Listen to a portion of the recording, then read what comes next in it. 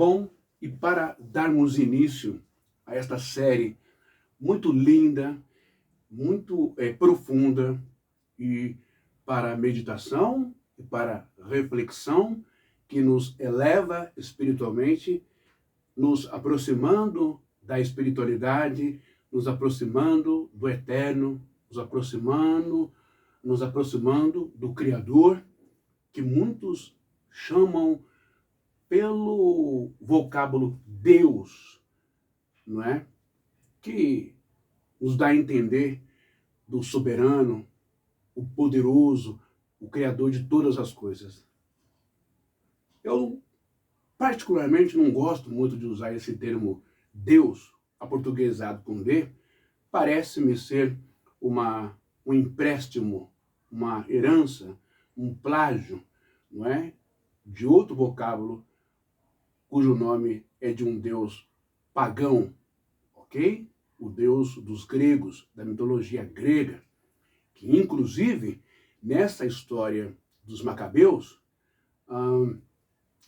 os imperadores, o imperador Antíoco Epífanes, ele levou a estátua do deus pagão grego Zeus no lugar mais sagrado do templo, o Santo dos Santos. Para você ter uma ideia como isso foi horrível, como isso foi abominável, como isso chocou toda a comunidade de Israel nesse tempo, 160, 168 anos antes de Jesus nascer, de Jesus vir ao mundo, ok? Depois veio o Império Romano, tal, aquela coisa. Mas, por enquanto, para você saber a origem da festa de Hanukkah, ela começa, a questão da Hanukkah, a questão da menorá, do candelabro, começa exatamente aqui, no livro de Shemot, que é Êxodo 27, versículo 20. Êxodo, capítulo 27 e versículo 20. Shemot, em hebraico, 27, versículo 20. Onde nós vamos ler exatamente aqui, em hebraico para você, não é? Ve'atah tetzaver et banei, ok? Israel veikehu elechan Shemon, ok? Elechan Shemen, zait zakar katit lechalot ner tamid. Ou seja, o que está escrito aqui em hebraico? Olha que interessante. Tu, pois, ordenarás aos filhos de Israel,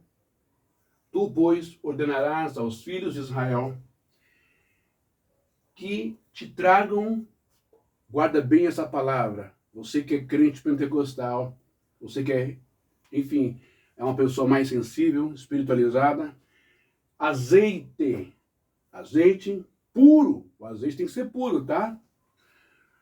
De oliveiras, é de oliveiras o azeite, não é azeite de qualquer outra espécie, não, de qualquer outra planta, tal, semente, enfim, tem que ser das oliveiras, azeite puro de oliveiras, batido para candeeiro,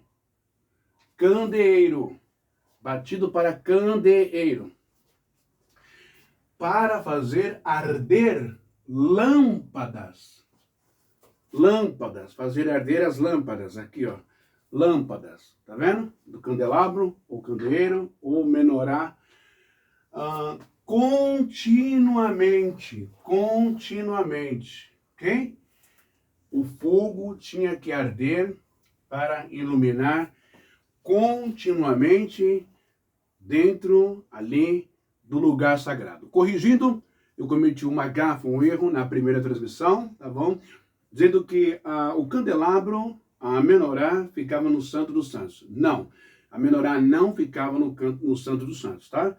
Só ficava a Arca da Aliança lá e os pães da propiciação, beleza?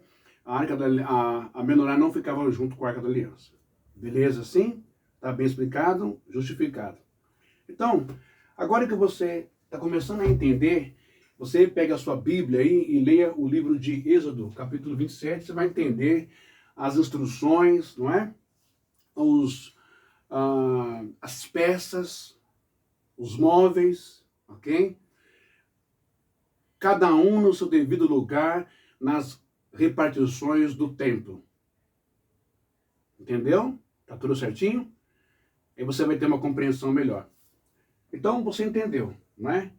Que o azeite e o fogo, a luz sobre o candeeiro vinha de azeite de oliveira e que esse fogo deveria ficar aceso, essa lâmpada, para fazer arder as lâmpadas continuamente. Não podia apagar o fogo lá do templo, ou seja, não podia apagar a iluminação que era para o candeeiro, né? Não podia apagar a luz que iluminava o templo por dentro.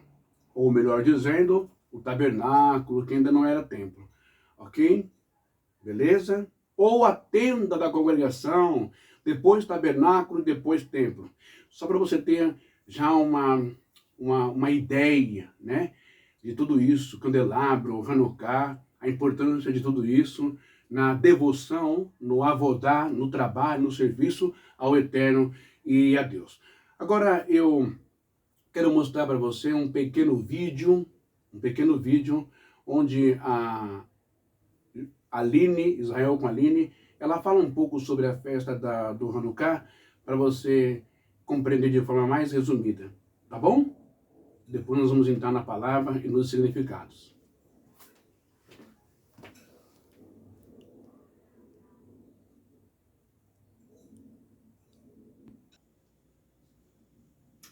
Muito bem, como eu disse, agora vamos acompanhar de forma bem sintetizada, assim, resumida, essa explicação muito boa que a Aline, né, judia, mora em Israel, ela vai mostrar os pontos, as cidades de Modim, tudo onde aconteceu essa investida militar e perversa e perniciosa contra o povo de Israel, principalmente no local mais sagrado para todo judeu, que é o templo. O que ele fez no templo, e você vai saber agora, ok?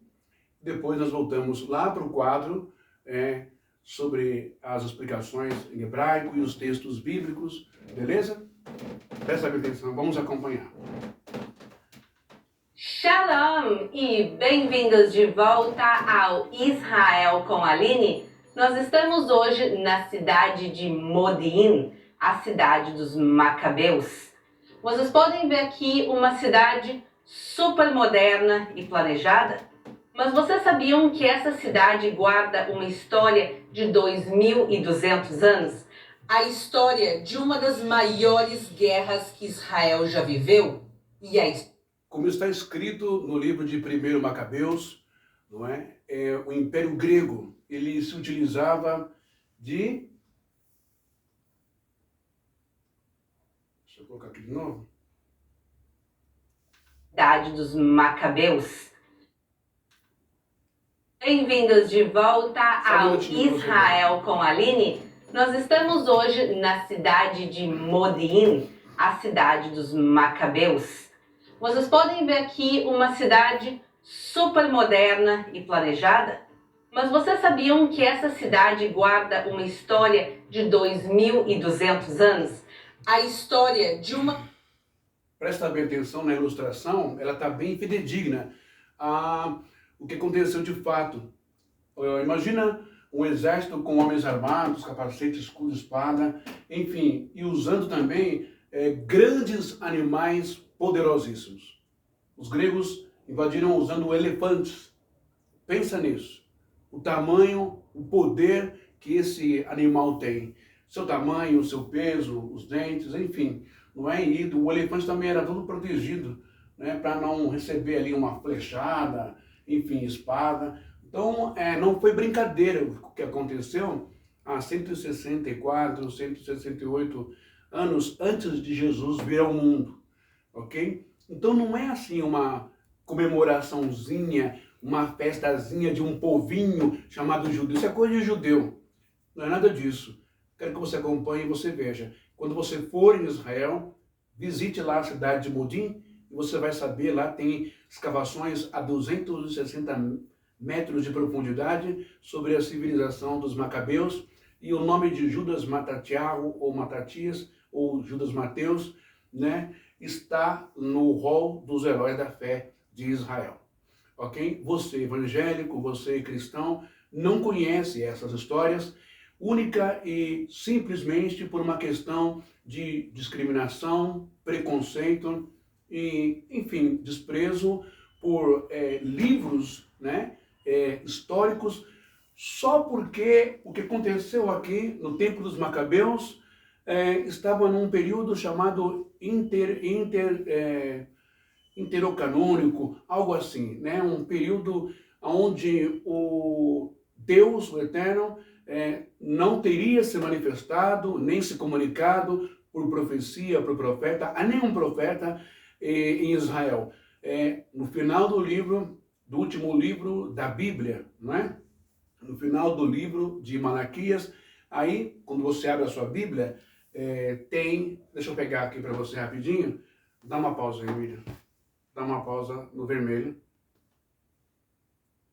Muito bem, por causa desse período, eu tenho aqui a Bíblia, a minha mão, né? A Bíblia que vocês têm aí. Essa aqui é a Bíblia de Jerusalém. Então, na sua Bíblia aí, né, já adulterada, com todo respeito, modificada, não sei quantas mil vezes aí, né, pelos tais pais da igreja, não é? Septuaginta, Vulgata Latina, ok?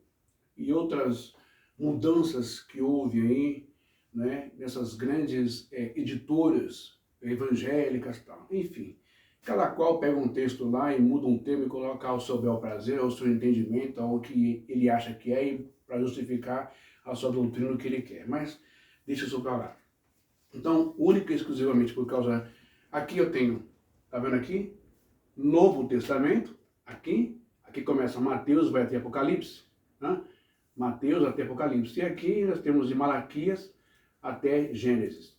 Antigo Testamento, Novo Testamento, a Taná e também a Torá, ok? Aqui, Bíblia hebraica, só vai até, começa de Bereshit, Gênesis e vai até Malaquias. Brit Hadashah, Novo Testamento, de Mateus até o Apocalipse. Por causa desse período aqui, ó, ok? Esse período aqui, de 400 anos, acreditam que não teve manifestação divina, espiritual. Deus não usou nenhum profeta mais, né? Durante 400 anos de silêncio, ok? Mas no mundo judaico, no mundo hebraico, existe uma outra questão. A questão de não se considerar os livros históricos, embora os fatos foram reais, aconteceu de verdade, está aqui, a cidade, não é? Há uma peculiar,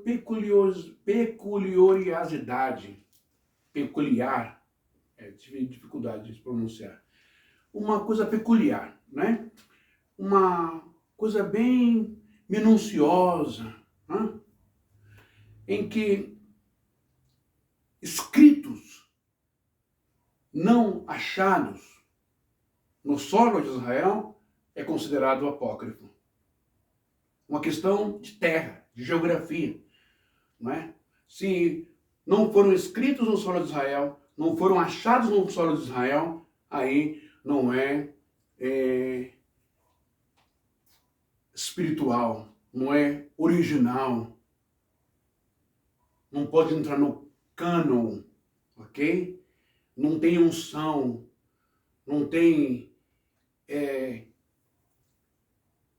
autenticidade divina. É como se fosse algo meio Paraguation, como se fosse Xing Ling, é como se fosse algo feito por camelôs, não é original, está entendendo? Aí eles colocam como livros apócrifos. Tem toda essa besterosa, bobageira humana, ok? Como se Deus fosse apenas único e exclusivo do solo de Israel, só de Israel. Ele não criou o mundo inteiro, o globo terrestre, o planeta, não. Todas as terras, todas as aves, animais, a natureza, não é dele? Qual o problema? Se recebeu a inspiração no Egito ou em qualquer outro lugar. Aí parece que temos uma xenofobia espiritual, não é? Misericórdia. Bom, então vamos lá, você entendeu, né? Intertestamentário, esse tempo aqui de 400 anos. Muitos não acreditam nos livros de 1 Macabeus, 2 Macabeus, por causa disso, e também porque o 2 Macabeus vai narrar a história, não é, do sumo sacerdote Gadol-Onias, o profeta Jeremias, que depois de mortos, eles apareceram numa vivência, numa experiência, numa revelação, num sonho que o próprio Deus deu a Judas, né? E derrotou mais uma vez aí o Império Grego através de Nicanor. Mas isso é uma outra história. Mas o que eu acho interessante é que vocês, evangélicos, né, condenam o livro de Judas Macabeus por causa da ato de comunicação com mortos. Mas o Evangelho, o Brito Kadachar, é Jesus, Yeshua, e ela está falando com quem? Com o fantasminha camarada, o Gasparzinho? Está falando com quem? Com o tio Biruchuski, dos filmes, não é? Dos Estados Unidos? Da Disney? Jesus está falando com quem ali? Não é com Moshe e com o profeta Elias? Ambos mortos? Há séculos? Então, qual é que é? Qual é?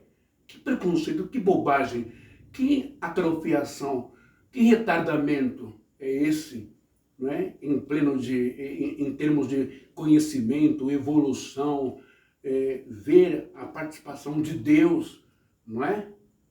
Ali com o Judas Macabeu, o Matatias, não é? O sacerdote de Israel, que pode nos fazer refletir, nos elevar, não é? A pensar como que esse Deus, ele é maravilhoso. Em momentos tão cruciais, difíceis, ele se manifesta dizendo, oh, estou com vocês. Não é?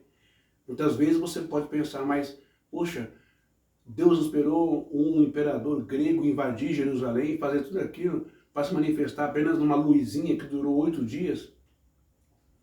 Deus, ele já te deu inteligência, capacidade, as faculdades, já te deu espírito de coragem, já te deu pessoas, irmãos, para que você agora cuide dessa terra, da sua casa, da sua comunidade e também da então chamada casa de Deus, a casa física, não é? O templo. Você está entendendo isso? Que nem tudo na nossa vida depende de Deus.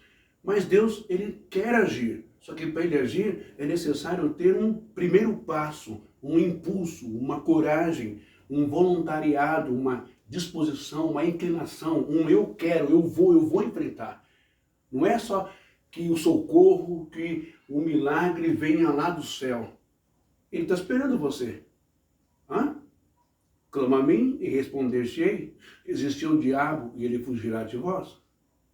Se não houver quem se levante contra as indignações de abominações e de pecados, de corrupções e de assassinatos e de genocídios, hoje em dia, nesse mundo, se ninguém se levantar, não tem como Deus fazer absolutamente nada.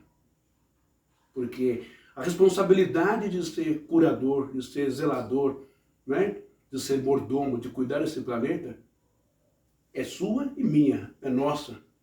Queremos? Então digamos, Deus, eu quero. Eu me levanto, eu me indigno contra isso, eu vou me indignar contra isso. Agora ficar todo mundo na resiliência, na submissão, deixando os corruptos políticos e religiosos fazerem o que querem, aí, meu filho, você quer que Deus faça o quê? Por isso que Deus agiu através da indignação, não é? De Judas Matatias. Através de um sacerdote e os seus filhos, etc, etc, etc. Ok? Não importa o tamanho da situação, você tem que se levantar. Eu vejo muitos irmãos falar para mim, eu tenho o espírito de João Batista, eu tenho o espírito... Que espírito de João Batista é esse? Que tem nada, espírito de João Batista que está vendo o que o pastor, o que fulano ciclano está fazendo dentro da igreja e fica quieto, covarde, né, com o rabinho entre as pernas, né, e jogando a responsabilidade para Deus, irmãos. Eu já fiz várias lives falando isso. Quando você vê o seu pastor, a sua pastora, o seu bispo, a sua bispa, ou esses falsos apóstolos, sendo canalhas, vagabundos, sem vergonhas em cima do altar, não é?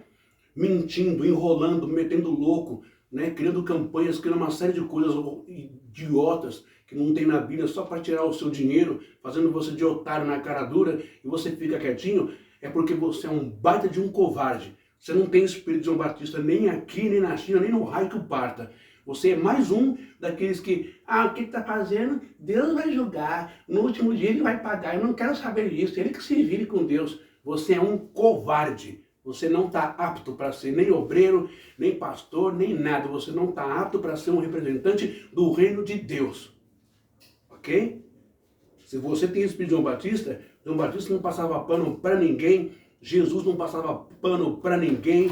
Agora você é um covarde. É mais um daqueles que o sistema religioso e a pastoral toda quer e gosta. Fica quietinho, cala a boca, faz a sua parte que eu estou te ordenando, dá o dízimo e sai com o rabinho entre as pernas. É isso. Ok? Então, vamos entender agora essa parte aqui que é muito interessante. Ok?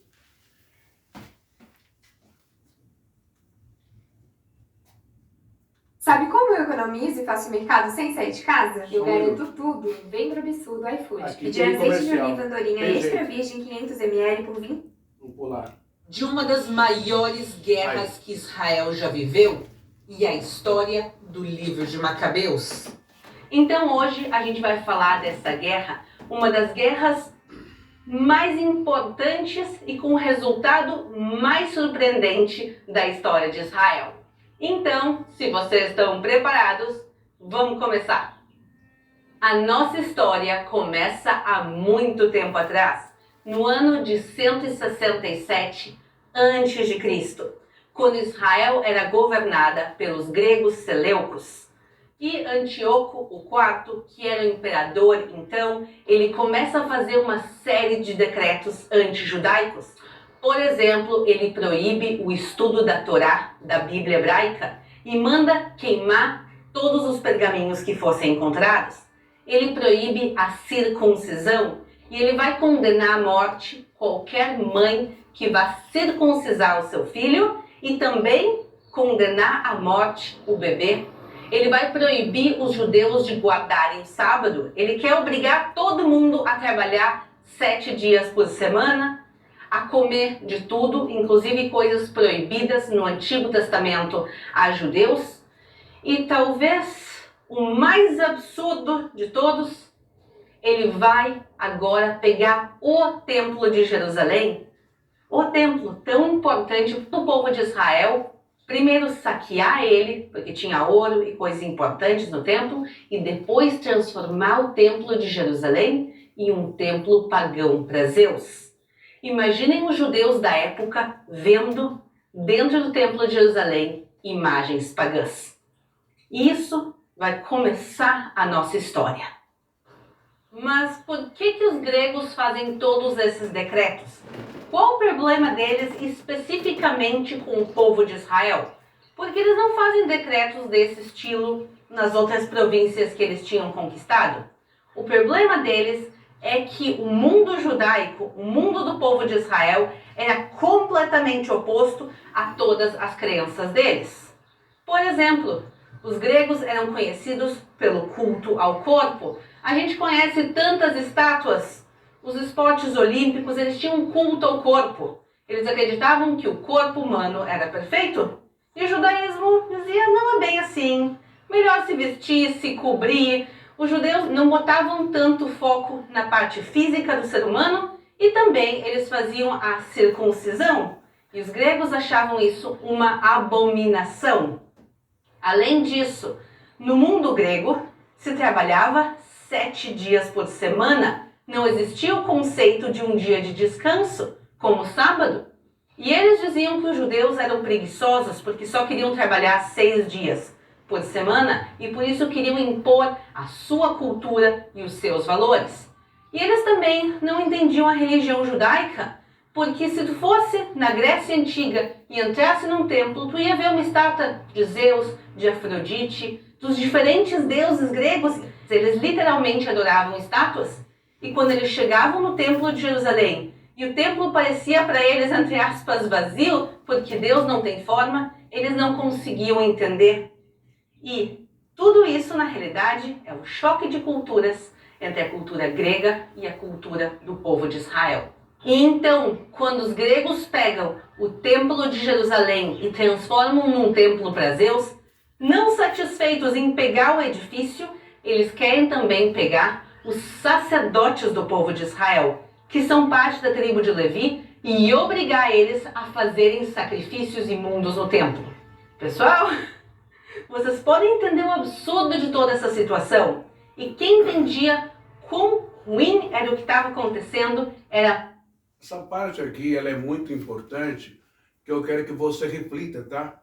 Eu estou fazendo esse paralelismo, essa associação, né? Essa comparação com o nosso mundo de hoje, porque o imperador grego, não é, com o seu paganismo, ele forçou, não é, aos sacerdotes, ok, a oferecerem cultos e sacrifícios, rituais a outros deuses, a Zeus, etc., tudo que você está ouvindo aqui.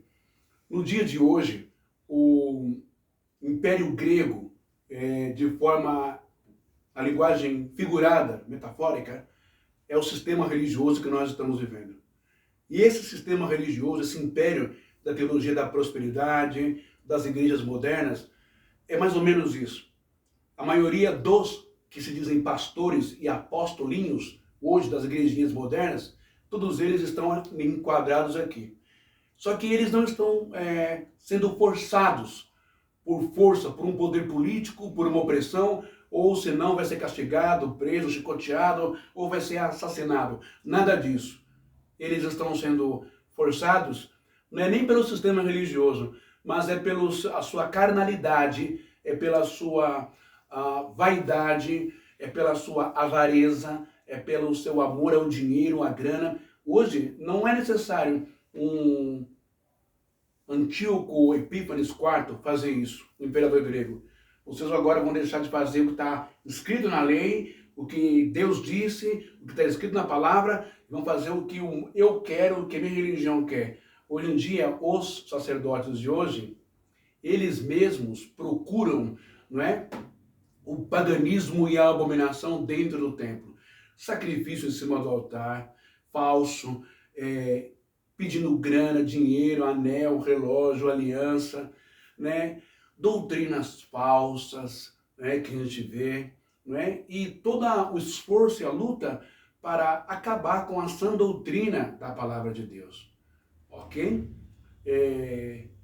Hoje ninguém quer mais louvor e hino da harpa cristã, que é muito bonita. Hoje as músicas têm que ser gospel, moderna. Não é? Hoje as mulheres sobem de qualquer maneira em cima do altar, mostrando os seios, vestidinho colado, mostrando tudo na frente. Atrás, então, os homens hoje sobem com calças agarradas, coladíssimas, né? Mostrando bem as suas partes. E também o traseiro dos homens hoje no púlpito está tal qual o traseiro das mulheres do mundão. Então está uma carnalidade terrível dentro da igreja, um lugar que deveria ser sagrado, não é? Hoje os pastores fazem academia e põem camisa coladinha, mostrando os tórax, os braços e tal. Você vai representar a santidade para quem? As mulheres, as moças, as adolescentes, as mulheres casadas, vão prestar atenção no quê? Na palavra, em Deus ou em você, no seu corpo? Isso é coisa dos gregos. Culto ao corpo, né? Os sacerdotes, os homens de Deus, os rabinos ou os sacerdotes, né? Os anciãos, escondiam o seu corpo, ok? Porque quem tem que aparecer e prevalecer não é a sua beleza, não é o seu corpo, não é o seu tórax, não é o seu bumbum, não é a sua parte da frente, não é? Não são os seios das mulheres, mas é o Senhor, o Espírito Santo.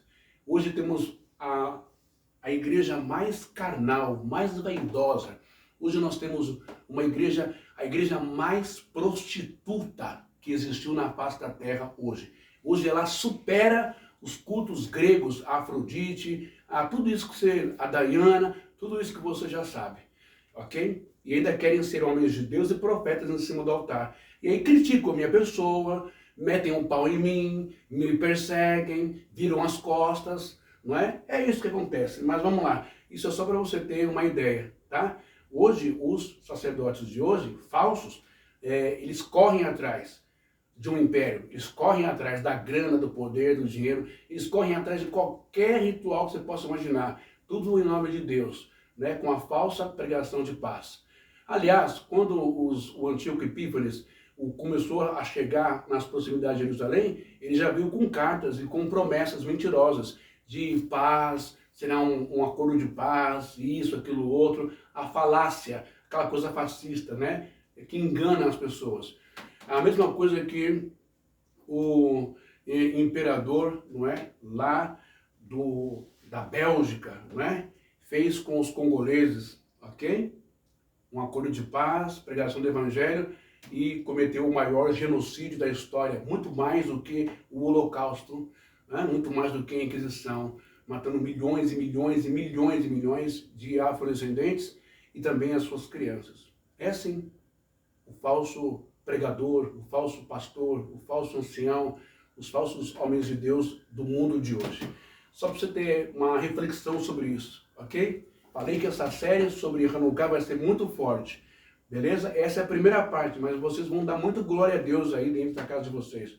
Principalmente você que é senhora católica da mais antiga, evangélica da mais antiga, evangélico do mais antigo, não é? Principalmente vocês. Vamos continuar. Matatias, o chefe da família dos Macabeus e que vivia aqui em Modin. E ele diz, de jeito nenhum, ele se nega a sacrificar no templo e ele volta aqui para a sua cidade de Modin, mas para Matatias, simplesmente se negar a fazer sacrifícios não era suficiente. Ele entende que tem que se fazer alguma coisa contra os opressores. Negar-se a fazer sacrifício não era suficiente. Tem que fazer alguma coisa, tem que tomar uma atitude. Viu? Você que disse que tem o espírito de João Batista, não adianta falar que eu não concordo com isso, eu não aceito, também não concordo, eu fico indignado, mas não faz nada.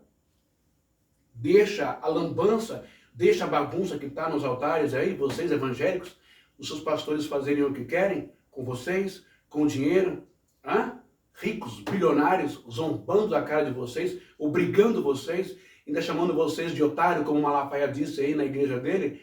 Pagou seu dízimo? Deu tua oferta? Tchau, fez sua parte, cai fora. Vamos lá. Falar por falar, todo mundo